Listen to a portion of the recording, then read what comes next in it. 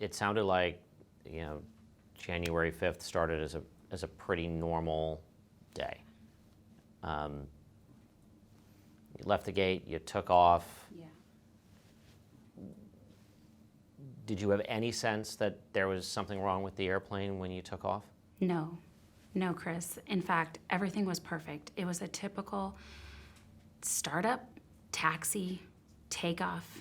In fact, through 10,000 feet, we check the pressurization of the airplane. That's a routine check that we do.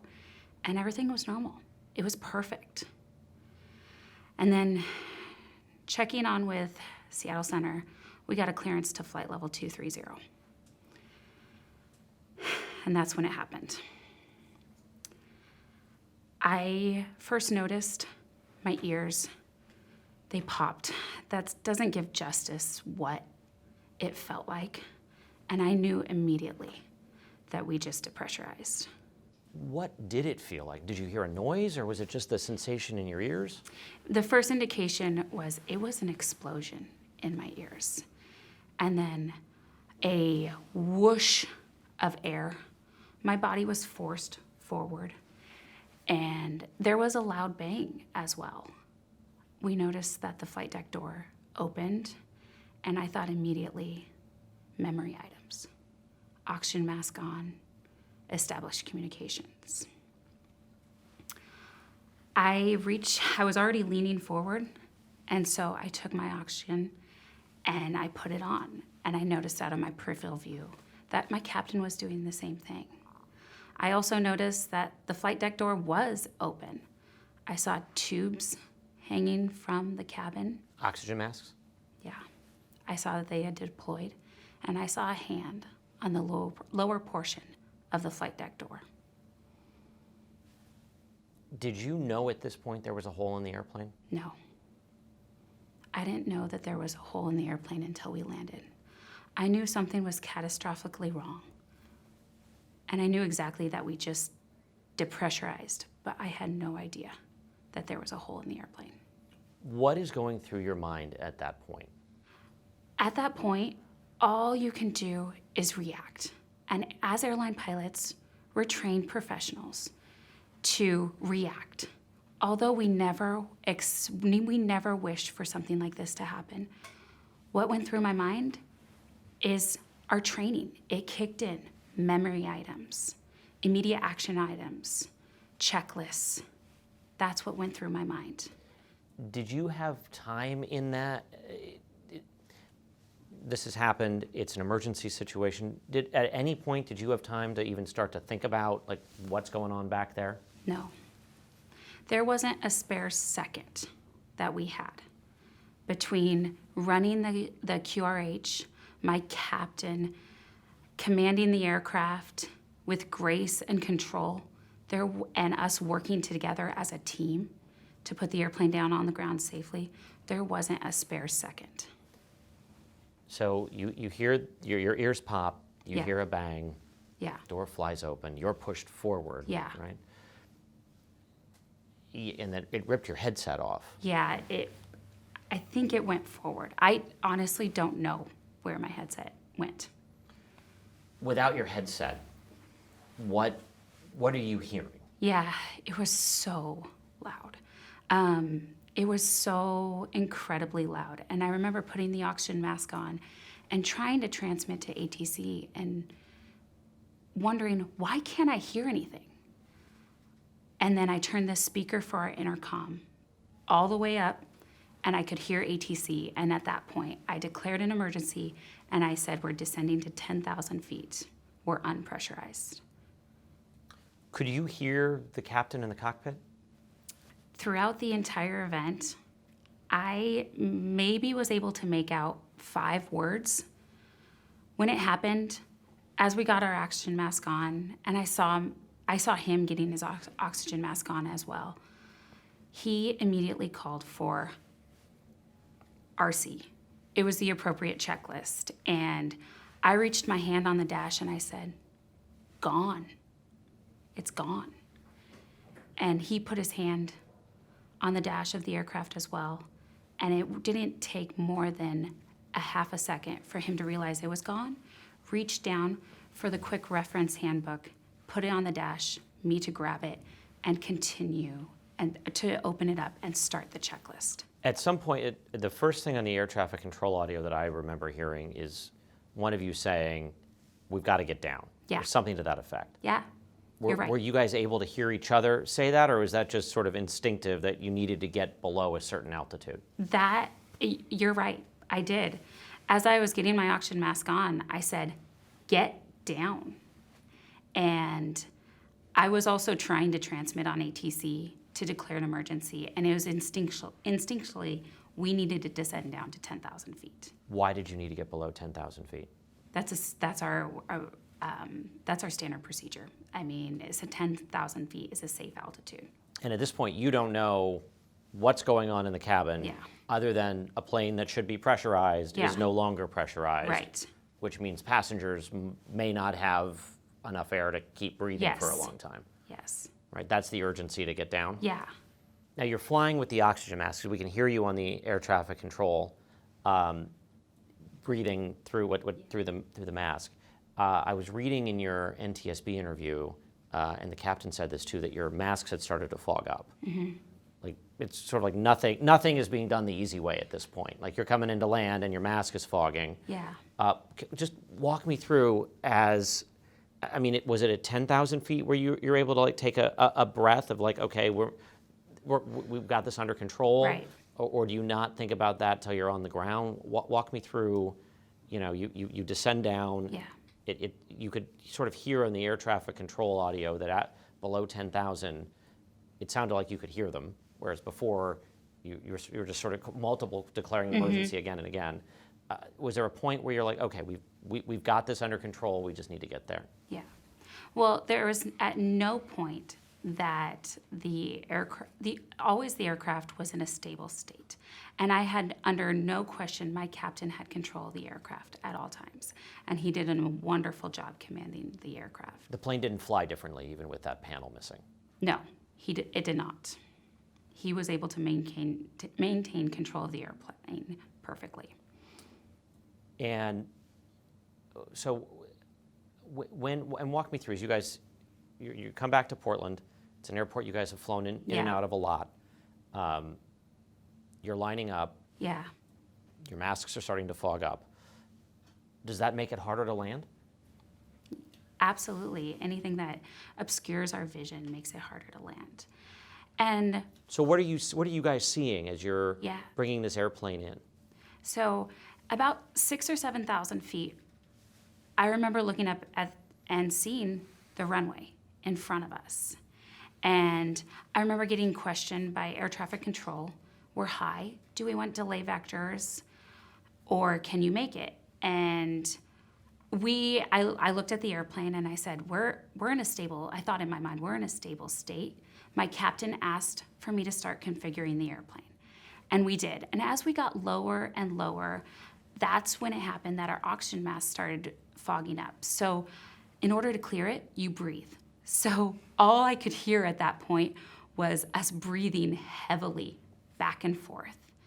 And I remember as we're coming into land, on what we call short final, I remember, okay, the gear's down, the flap's down, the runway's there, and it was a windy, gusty night. And I remember my captain asking for a couple extra knots added to his speed so that to maintain positive control of the aircraft. And he made the most perfect landing. And about 400 feet, I heard from our company operations frequency, Charlie 5 is a gate. And I didn't respond. So as we landed, my captain kept on taxiing, and we pulled directly into the gate. In the cockpit, as you're going through this, Yeah. you described it as, you don't have a headset, you're on oxygen, you're listening to ATC and the captain, I think, through a speaker, right? Yeah. Like how loud was it? And what was that environment like? I mean, it sounds like it's chaos for a period of time. You're right. And the startle factor, we're humans. It was. And then our training and our kicked in. And even though it was so incredibly loud, we resulted back to our training, and we did exactly what we were supposed to do, the memory items, checklist. It was very hard to communicate. In fact, at 10,000 feet, I remember looking at the aircraft, and we were 290 knots at 10,000 feet. I had just finished the checklist, and I heard ding, ding, ding, over and over again. I knew our flight attendants were trying to call us. And I saw my captain try to communicate them, try to respond. And then he said to me, land. What I later found out, what he told me was, there's a hole. Let's land. And I set him up for the approach, and we did. But all you heard was land. Land. You know, I don't know if you had a chance to, I mean, you probably talked to the flight attendants. Yes. I was really struck in reading their NTSB interview, where one of them, you know, said, we didn't know what was going on in the cockpit. Where are the pilots? Are they alive? Do they know there's a hole in the airplane? Right. That's how hard it was to communicate. Yeah. Just like, no, and you didn't know if they were okay in the back. No. I just knew the gravity of the situation, that the safest course of action was to get that airplane on the ground as quickly as possible. And I guess if they're dinging through, that's at least a sign that people are okay in the back, Right. alive. And they're trying to reach us. They're trying to tell us something. And my captain heard, he wasn't able to, like I said, establish communications, but he was able to hear the flight attendants calling from the back to the forward of the aircraft. And he heard them communicating with each other. And that's when my captain learned that there was a hole in the airplane. And you don't necessarily know what that even means. Is that like, you know, a window went out, there's a, you know, you don't know, but there's something shouldn't be there. Right. You get to the gate. Yeah. And I imagine there's like pilot-y things you do before you park the plane and open the cabin door. But when you open the cockpit, walk me through, Yeah. you know, we're at the gate, we're safe, we're parked. What do you see next? What happens? Exactly. We pulled into the gate. My captain shut off the engines and continued his flow. I did my flow, and I stood up, and I opened the flight deck door. And I saw calm, quiet, hundreds of eyes staring right back at me. And I looked at my flight attendants, and I said, "Are you okay?" And in that response, I heard hole, 4, 5 empty seats, and injuries. And are you thinking when they said empty seats that you'd lost people? Yes. Yes. And it didn't take very long for my captain to stand up behind me, and he requested a count. Let's do a passenger count. And I remember it not taking very long for us to confirm we had 177 souls on board. Everyone was accounted for. Everyone. That had to be an emotional roller coaster, those however long that took. Yeah. I was so thankful. I was in shock. Disbelief. Everybody was there. When the flight attendant said there were empty seats, was that the first time you'd had a chance to like really process what a hole in the airplane could have meant? Yeah. Yes, exactly. Throughout the event, I didn't have 1 second. We didn't have one spare second to think. We just reacted and did the safest course of actions. And there was not time for us to assume what was wrong, to try to fix the problem. Just land. You kind of go into autopilot mode Yeah. and get the plane safely on the ground. Exactly. And then you go back to a person who has to Yeah. process what they just went through. Yeah. I read that when you came out of the cockpit, you noticed that there was a woman on the ground, on the floor of the plane, couldn't find her son initially. Yeah. That was the comment of the floor. A woman was on the floor. What I later learned to find out was that was the assumed to be mother of the boy who lost his shirt. She looked back, and her son was gone. As a mother myself, I can't even imagine that feeling. She was looking for her son. And he'd been seated really close to that missing panel. He was the row in front, and my understanding is that he was the A seat, so right next to the panel. And there was also a number of unaccompanied minors, right? And there was a little boy in the back that was just sort of sitting there waiting as people were getting off the plane. Yeah, yes.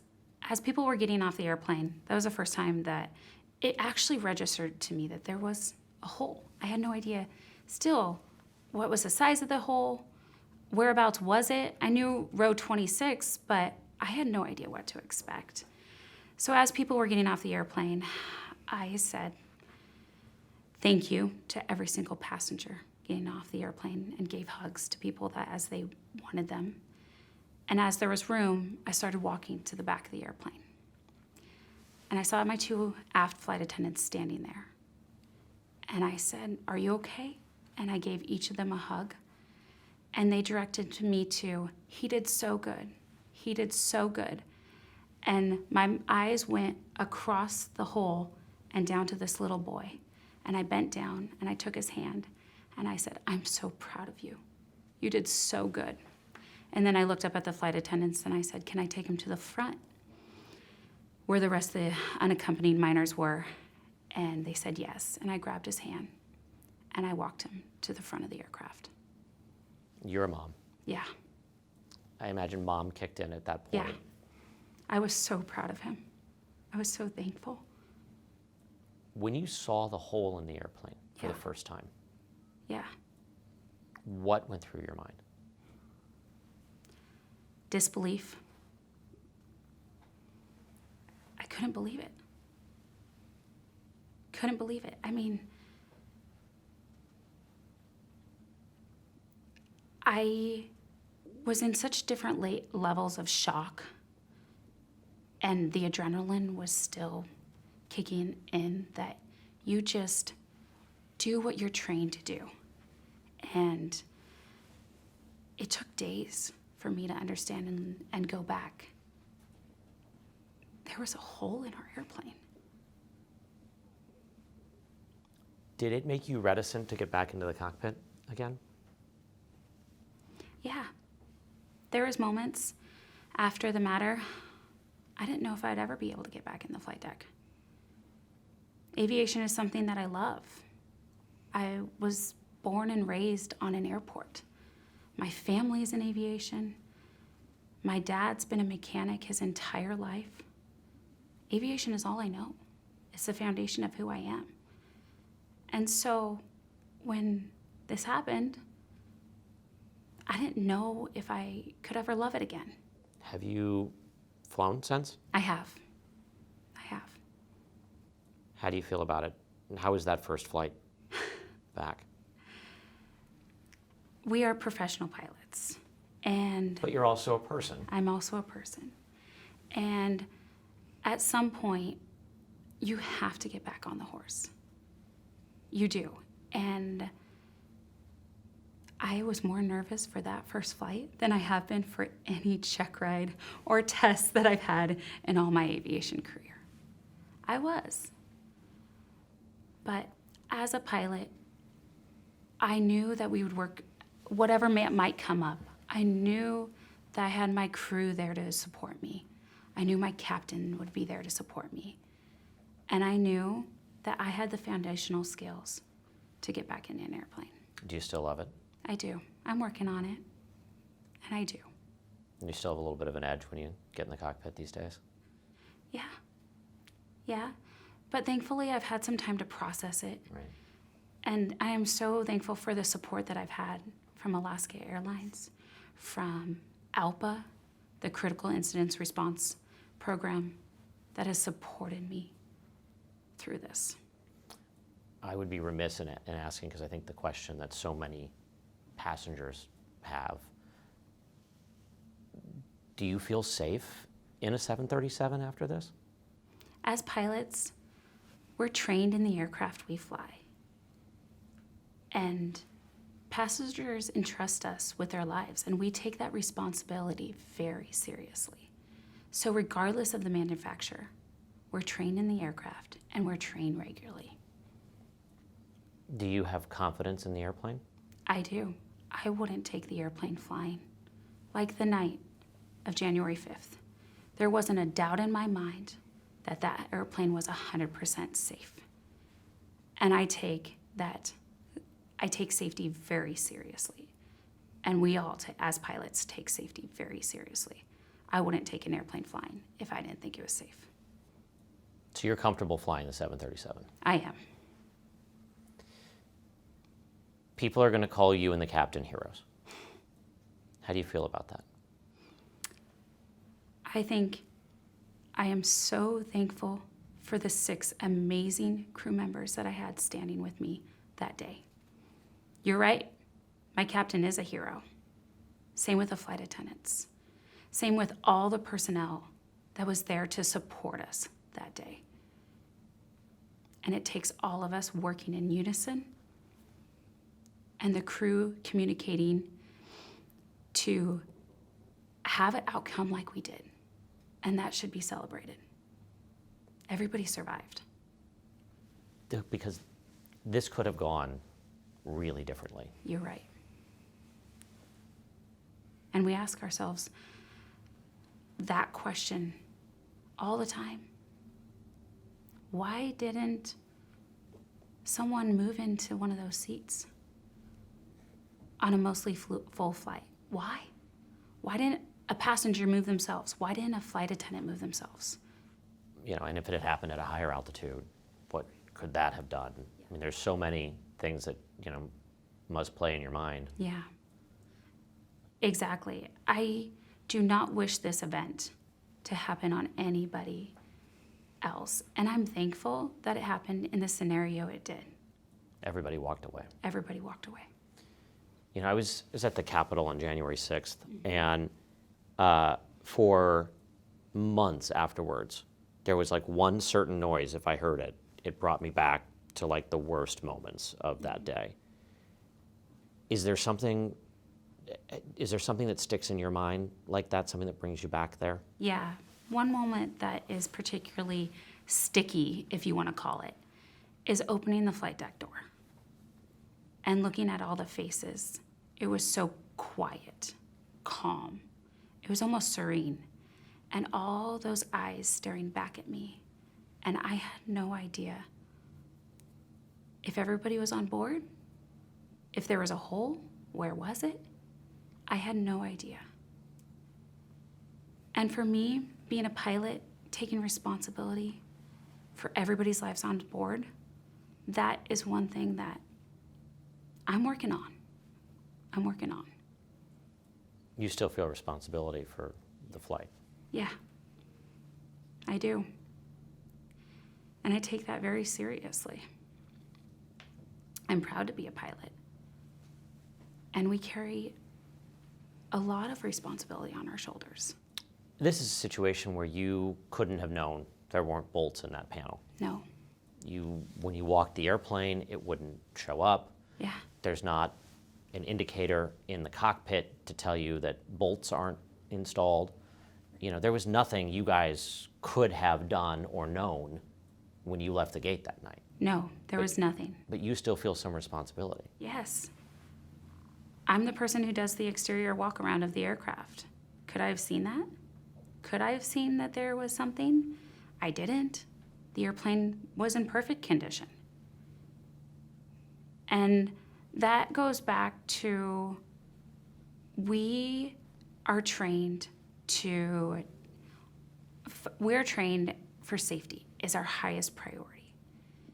And when passengers get on board, we take that responsibility very seriously.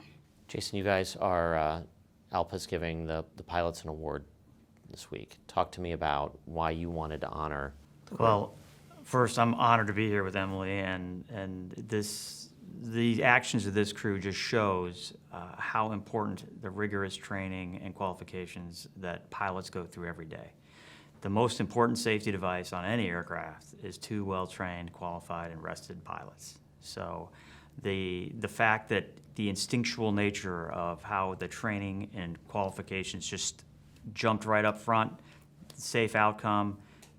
Just look at this incident. Who would think that it would just, everybody would get off the gate safely and we'd be talking about it like we are today. Just that fact is because of that crew. This crew instinctually put their training in place and executed just flawlessly. No thinking about it. No, what do we do in this situation? Just think about how it could have been very different if that was the case. So we enjoy the safest period of history right now, 15 years here in the United States, without a major catastrophe, and a lot of that's because we have the highest training qualification rules in the world, and those rules and those standards are why we are where we are today, because of the two well-trained pilots on that flight deck. You've been flying a long time. As you're hearing her tell this story, what's going through your mind? It's moving. Quite honestly, I've got thousands and thousands of hours. I'm an international captain, and while I've had situations, nothing of this magnitude. And I would only hope that if I was in a similar situation, that I would personally act as professionally and quickly and with that instinctual ability that Emily and that crew did. It is the safest system in the world. There's been a lot of flirting with disaster in the last 18 months, 2 years. We saw it play out yesterday on the tarmac in Atlanta. It's enough that I get asked a lot, even by some of my colleagues, is it safe to fly right now? What do you say to the flying public who hears about all of these incidents and starts to wonder, we say it's safe, but is it really safe? Well, flying is the safest mode of transportation in the world, and it's light years ahead of anything else. So anytime something happens, it's sensationalized. But we operate tens of thousands of flights every day, and safely, and no one's the wiser. Pilots intervene on approximately 20% of the flights when automation doesn't work properly. We're there to do that, but yet pilots are reliable 99.999. We can keep going out with the decimals on why we are so safe all the time. So do we always want to be safer? We are always trying to be safer. If we were happy with the safety level in the 1980s, things would look very different today, right? So as part of we're the largest, ALPA is the largest non-governmental safety organization in the world. And we are here this week hosting our annual air safety forum, because we are always striving to be safer. But I can tell you that the traveling public, you are in good hands when you're flying on our airplanes. How many kids do you have? I have two. Two? How old are they? They're 5 and 9. What do they think of Mom right now? Well, my 9-year-old, he asks a lot of questions, And he's trying to understand. I'm trying to also help him understand, but he's pretty proud of his mom. What made you want to talk to us today? No one else from the crew on that airplane has felt comfortable telling their story publicly. What made you want to talk to us today? This is on my terms.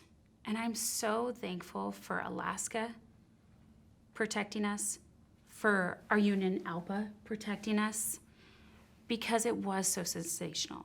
And this is now months after. I've had time to process it and work through it. And I'm thankful for the opportunity to come here and talk. Have you been in touch with any of the passengers? I have not, no. And if I had, I'd say the exact same thing that I said to them as they were exiting the airplane. Thank you. Thank you for being seated, for wearing your seatbelt, and thank you for listening to our crew members' instructions. Thank you. I still go back to, and I've seen those photos of the hole in that airplane so many times now. it is still just so hard to fathom how that happened. Just trying to make sense of it. And I wasn't on the plane, you know. That has to be hard for you, somebody who lives on that type of airplane, to just even make sense of such a bizarre chain of events that led to that moment. You're right. It's hard to understand. How did this happen? Why? There's many questions that we can't answer, and I'm very thankful and I'm hopeful, and I'm going to let the NTSB continue their investigation, and I'm sure that there's going to be recommendations to further enhance safety in the future with their final report. Why was it important to you to get back in the cockpit?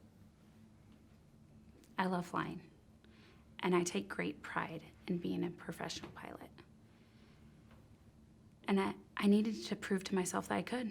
One thing that stands out to me is you and the captain were sitting that far apart Correct. and couldn't hear each other. Yeah. So you're purely relying on your training and what I imagine were like hand signals, if nothing else, right? Yeah, and he was able to hear me as I transmitted to air traffic control. So he heard my voice. It was just extremely hard to hear his voice. Would the outcome have been different? Would it have been a lot harder to do this with just one of you in the cockpit? It's not my job to speculate on what would have changed if there was one pilot. All I can tell you the facts of what actually happened.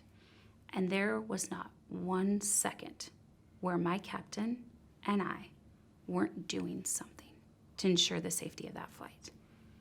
We were working constantly as a team. And you're doing different things than the captain throughout Exactly. all this, right? Like he's hand flying the airplane He's flying the airplane. and you're doing what? I was doing the checklist and communicating with air traffic control. And you also serve as that second set of eyes Yeah, in the cockpit. and right? and monitoring the aircraft. Yeah, You talked about the noise. I want to go back to that. yeah. Like, what did it sound like? Was it like constant alarms? Was it like you're driving down the freeway with the windows rolled down times 100? Take me in like what that experience was. It's hard to describe because it is something that's very foreign.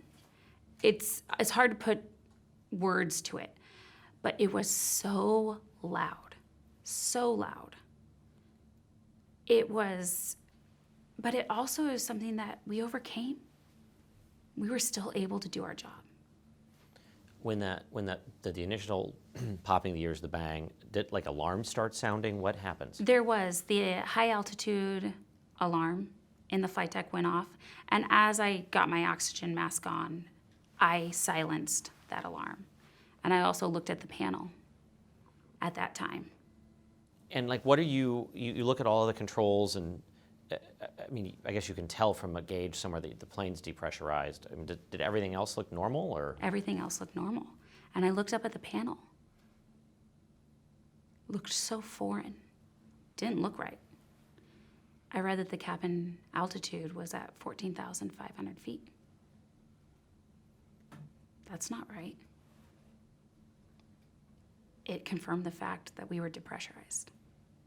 And that's when you grab the oxygen mask and. It was before. I grabbed the oxygen mask before that. Okay. Yeah. The memory items, they kicked in. I grabbed the oxygen mask and tried to establish communications, and then went to silencing the alarm and checklist. So at that point, you've seen the alarm, you know something's wrong because the cabin pressure is not right. And The flight deck door flew open. Yeah. Did the door flying open make a noise? I mean, you looked back and you saw that it was open, but Yeah. Was that part of the noise in there, or was it just like, oh, and that happened? When the door flew open, it was forced open with great pressure. And it was forced open so hard that it actually bent the lavatory door frame. And that's the bang that we heard, was it hitting that. So not the door panel coming off, it was the slam of the door, the Yeah. cockpit door. Did you have a chance to kind of debrief with them? I realize everybody was in shock in that moment. But Absolutely, absolutely. We've debriefed with the cabin crew, and I've spent time checking in on them, making sure they're okay. They said everybody put their oxygen mask on. Their biggest concern was the unaccompanied minors that were scattered throughout the cabin and providing care and safety for them. And they did a phenomenal job of caring for our passengers. Yeah, I mean, their account is terrifying when you Yeah. read it. Yeah. Are they, I mean, has everybody else gone back to work, or folks? My captain and I have returned back to work. Okay.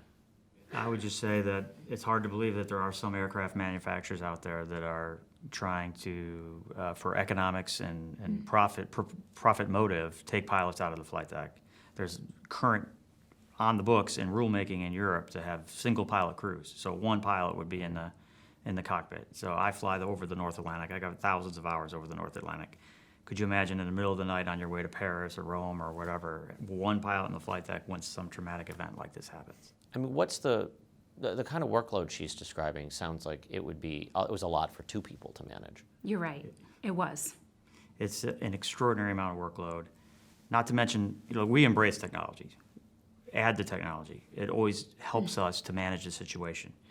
But the system is designed with two pilots, a minimum of two pilots, so that you can have that interaction. Yeah. The what's going on right now, what just happened in case one of you doesn't, what just happened, and you can get together and, okay, you fly the airplane, I run the checklist. The time that it would take for another pilot that's napping in the back to get to the flight deck and somehow wake up and get past sleep inertia and what's going on up here, it would be too late. I mean, it's just insane that these ideas out there are to put economics ahead of safety. So again, bring the technology. Let's add things that make our jobs Absolutely. easier and safer for the traveling and shipping public, but keep the most important safety device, which is at least two well-trained and qualified pilots on the flight deck at all times.